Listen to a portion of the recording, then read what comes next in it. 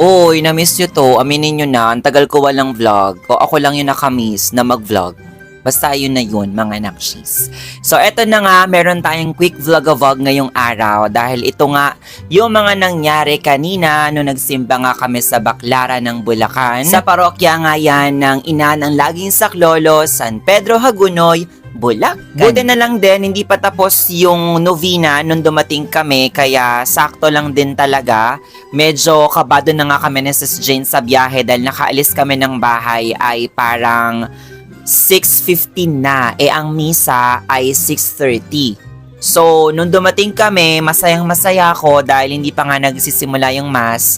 Yun, nagnunobenaryo pa nga lang sila. So, yun, hindi ko alam. Parang ulit-ulit ni mga sinasabi ko. Basta yun, mga nakshi, sa madaling salita, nakaabot nga tayo sa banal na misa. So, happy na tayo doon sa part na yun, divine. Dito sa part na ito, tapos na yung Holy Mass, tapos inalayan ng isang awit siyong Mahal na Birhen nga.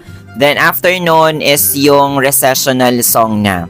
Tapos, dito pala sa kanila, after ng mass, lalapit doon sa pari para mabendisyon na ng holy water. So, inaya ko agad si Sis Jane. Sabi ko, tara, lapit tayo sa pari para mabendisyonan tayo ng holy water. After nga namin mabendisyonan ni Sis Jane, lumapit na kami dito sa kanilang venerated image ng Ina ng Lagi.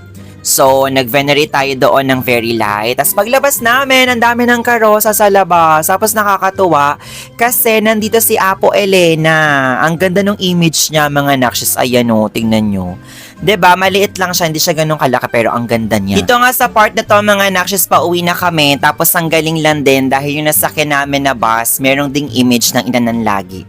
Galing, no? O ano yan? Bakit may picture mo, Mi? Para makita ganun. Gandang-ganda ka na